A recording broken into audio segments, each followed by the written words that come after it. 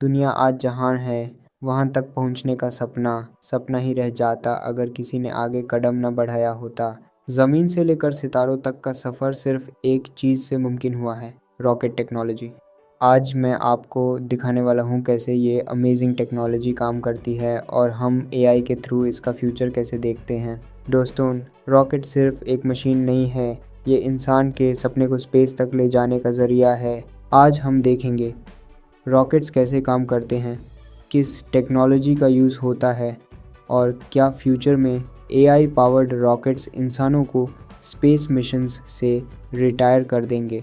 Ready हो जाइए क्योंकि आज का सफ़र है रॉकेट टेक्नोलॉजी का। Let's explore the next frontier. Rocket एक पावरफुल मशीन है जो स्पेस तक पहुंचने के लिए यूज़ की जाती है। ये न्यूटन के थर्ड लॉ के प्रिंसिपल पर काम करता है। Every action has an equal and opposite reaction.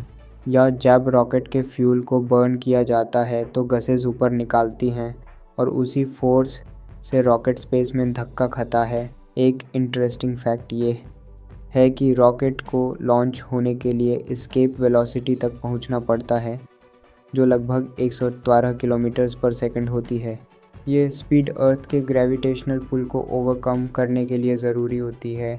Rocket के अंदर काफ़ी कॉम्प्लेक्स सिस्टम्स होते हैं जैसे rocket engine, fuel tanks, control systems और हीट शील्ड्स जो रॉकेट को एटमॉस्फेयर के बाहर जाने में मदद करते हैं। जैसे कि स्पेसएक्स के फैल्कन 9 रॉकेट में रैप्टर इंजन्स का यूज़ होता है जो काफ़ी एफिशिएंट और पावरफुल होते हैं। रॉकेट बनाने के लिए लाइट वेट लेकिन स्ट्रॉन्ग मटेरियल्स का यूज़ होता है। ज़्यादातर रॉकेट्स में एल्यूमिनियम अलॉयज़, टाइटेनियम और कार्बन फाइबर कंपोजिट्स का इस्तेमाल होता है। ये मटेरियल्स रॉकेट को लाइट रखते हैं लेकिन इनफ स्ट्रॉन्ग होते हैं ताकि एक्सट्रीम प्रेशर और हीट को हैंडल कर सके। इन मटेरियल्स का काम रॉकेट को हाई टेम्परेचर और स्पेस के वैक्यूम से प्रोटेक्ट करना होता है। स्पेसएक्स का फाल्कन 9 रीएंट्री के टाइम काफ़ी हाई टेम्परेचर्स फेस करता है, इसलिए उसके आउटर लेयर में हीट शील्ड्स का इस्तेमाल होता है। रॉकेट का सबसे इम्पॉर्टेंट पार्ट होता है उसका फ्यूल। आज के रॉकेट्स मेजरली लिक्विड हाइड्रोजन और लिक्विड ऑक्सीजन का यूज़ करते हैं। जब ये फ्यूल्स बर्न होते हैं तो मैसिव एनर्जी रिलीज़ होती है जो रॉकेट को पुश करने का काम करती है। फैक्ट ये है कि सैटर्न वी रॉकेट जो अपोलो मून मिशंस के लिए यूज़ होता था, हर सेकंड लगभग 15 टन फ्यूल बर्न करता था। एक नॉर्मल रॉकेट के फर्स्ट स्टेज को ऑर्बिट तक पहुंचने के लिए कुछ मिनट्स में ही अपना सारा फ्यूल कंज्यूम करना पड़ता है। रॉकेट का इतना फ्यूल कंज्यूम करना ज़रूरी होता है क्योंकि अर्थ का ग्रेविटेशनल पुल काफ़ी स्ट्रॉन्ग है। लेकिन आज हम इको फ्रेंडली और एफिशिएंट फ्यूल सोर्सेज डेवलप कर रहे हैं जो स्पेस एक्सप्लोरेशन को और सस्टेनेबल बना सकते हैं। क्या आप जानते हैं पहला लिक्विड फ्यूल्ड रॉकेट किसने बनाया? ये काम किया था रॉबर्ट एच गॉडर्ड ने 1936 में। उसने अपने बैकयार्ड में इस एक्सपेरिमेंट को टेस्ट किया और इसी से मॉडर्न रॉकेट साइंस की शुरुआत हुई। 1957 में सोवियत यूनियन ने स्पुतनिक वेन सैटेलाइट को लॉन्च किया और ये फर्स्ट ऑफिशियल स्पेस मिशन था। उसके बाद नासा का अपोलो 11 मिशन ने इंसान को पहली बार मून पर ले जाने का काम किया। आज के रॉकेट्स को मून तक पहुंचने में लगभग 3 दिन लगते हैं। जैसे नासा का अपोलो मिशन जिसमें सैटर्न वी रॉकेट ने मून तक का सफ़र किया था। मून का अर्थ से डिस्टेंस 301 किलोमीटर्स है। रॉकेट की स्पीड और ग्रेविटेशनल फोर्सेस के हिसाब से यह सफ़र एडजस्ट होता है, लेकिन करंट टेक्नोलॉजी के साथ लगभग 3 दिन लगते हैं। एक इंटरेस्टिंग बात यह है कि जब रॉकेट स्पेस में पहुंच जाता है तो क्या वो फ्लोट करता है? हाँ, स्पेस में कोई फ्रिक्शन नहीं होती, इसलिए रॉकेट इनर्शिया के प्रिंसिपल पर काम करता है। इनर्शिया के हिसाब से अगर रॉकेट को एक बार स्पीड मिल गई तो वो बिना किसी एक्सटर्नल फोर्स के मूव करता रहेगा जब तक कोई फोर्स जैसे ग्रेविटी या कोई ऑब्जेक्ट उसको रोकेगा नहीं। रॉकेट थियोरेटिकली अनंत तक फ्लोट कर सकता है और फ्यूचर में रॉकेट्स का डिज़ाइन सिर्फ लंबा या स्ट्रेट ही नहीं होगा। क्या पता हम ऐसे राउंड शेप के रॉकेट्स बनाएं जो यूएफओस की तरह दिखते हो। ऐसे डिज़ाइंस में एरोडायनामिक्स और स्पीड को ऑप्टिमाइज़ किया जा सकता है ताकि वो स्पेस में और भी एफिशिएंटली ट्रैवल कर सकें।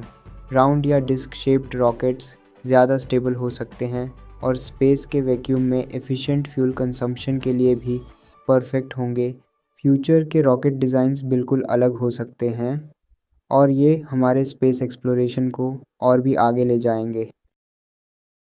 रुको, इतना है नहीं, चलो अब बात करते हैं राउंड डिस्क शेप्ड रॉकेट के बारे में, जिसे हम आज के ज़माने में एलियन यूएफओ कहते हैं।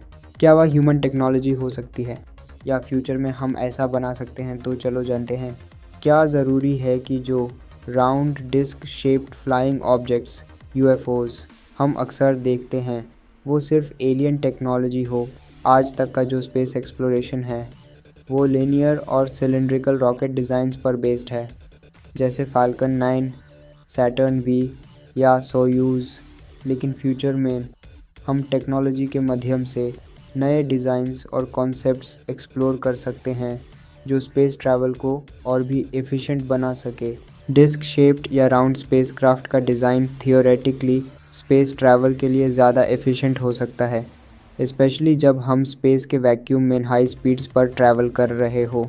ये शेप एरोडायनामिकली स्टेबल हो सकती है क्योंकि इसमें ड्रैग और रेजिस्टेंस काफ़ी कम होगा। जब हम एटमॉस्फेयर के बाहर स्पेस में जाते हैं, सिलिंड्रिकल रॉकेट्स काफ़ी फ्यूल कंज्यूम करते हैं, लेकिन एक राउंड शेप वैक्यूम के अंदर ज़्यादा स्मूथली ट्रैवल करने के लिए एफिशिएंट होती है। इस आइडिया को नासा और यूरोपियन स्पेस एजेंसी ईएसए जैसे इंस्टीट्यूशंस भी एक्सप्लोर कर रहे हैं। उनका फोकस स्पेस ट्रैवल को और ज़्यादा एफिशिएंट बनाना है, जिसमें फ्यूल कंजम्पशन को कम किया जा सके और प्रोपल्शन को ऑप्टिमाइज़ किया जा सके। अब तक हमने प्राइमरीली सिलिंड्रिकल रॉकेट्स को ही स्पेस के लिए डिज़ाइन किया है, लेकिन फ्लाइंग सॉसर या डिस्क शेप्ड डिज़ाइंस फ्यूचर में इम्प्लीमेंट हो सकते हैं, specially in spacecraft meant for long duration missions. AI का रोल रॉकेट टेक्नोलॉजी में रैपिडली इंक्रीज़ हो रहा है। आज के रॉकेट्स में एआई ड्रिवन सिस्टम्स यूज़ होते हैं for navigation, trajectory correction and even landing. जैसे स्पेस एक्स के फाल्कन रॉकेट्स में AI autopilot systems re entry और लैंडिंग के प्रोसेस को कंट्रोल करते हैं। फ्यूचर के रॉकेट्स में एआई का रोल और भी बढ़ सकता है, जहां कंप्लीट ऑटोनॉमी पॉसिबल हो। Imagine a future where humans don't need to physically be inside rockets for long duration missions, जैसे मार्स या बियॉन्ड। एआई सिस्टम्स जिसमें मशीन लर्निंग और रियल टाइम डिसीजन मेकिंग की कैपेबिलिटी होती है, उनको यूज़ करके हम स्पेस मिशंस को फुली ऑटोनमस बना सकते हैं। एआई ऑटो पायलट के थ्रू रॉकेट्स अपने एनवायरनमेंट के हिसाब से सेल्फ एडजस्ट कर सकते हैं, मिशन के चैलेंजेस को रियल टाइम में सॉल्व कर सकते हैं। डिस्क शेप्ड रॉकेट्स का एआई के साथ कॉम्बिनेशन स्पेस एक्सप्लोरेशन के लिए एक गेम चेंजर बन सकता है। डिस्क शेप्स जो वैक्यूम स्टेबिलिटी और हाई स्पीड ट्रैवल के लिए परफेक्ट हैं, एआई की मदद से खुद ऑपरेट कर सकती हैं।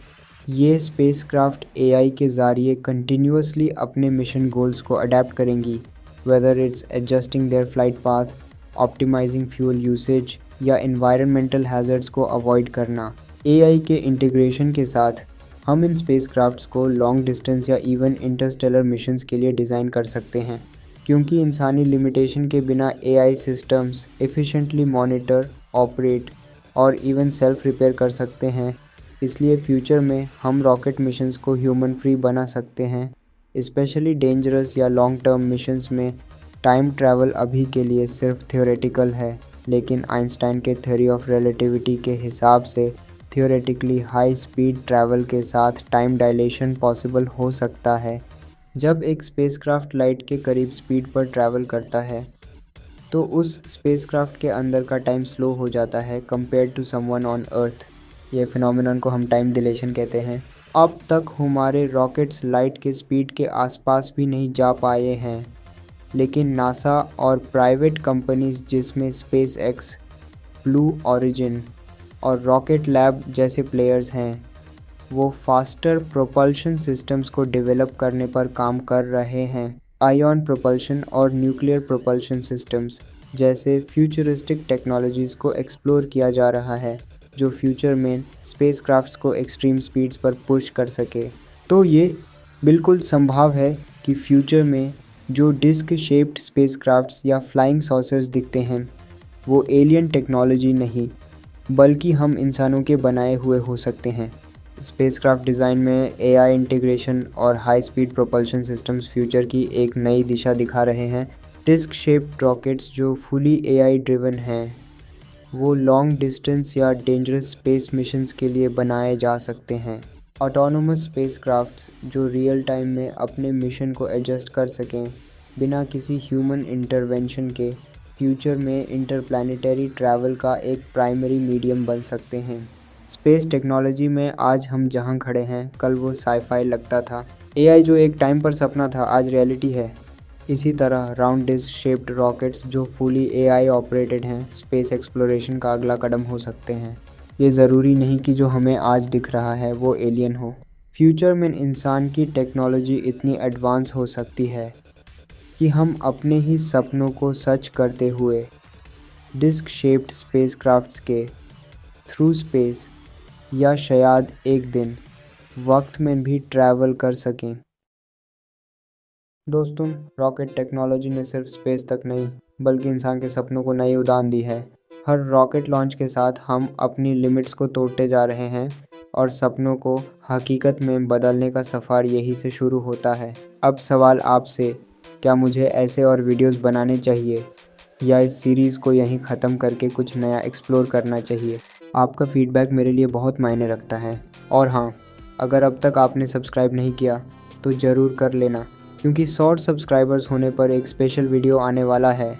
लेकिन इसमें थोड़ा टाइम लगेगा क्योंकि ये वीडियो मेरे लाइफ के ऊपर होगा, एक पर्सनल जर्नी जिससे मैं आप सबको कनेक्ट करना चाहता हूँ। सफ़र अब शुरू हुआ है और आगे की उड़ान हम साथ में भरेंगे।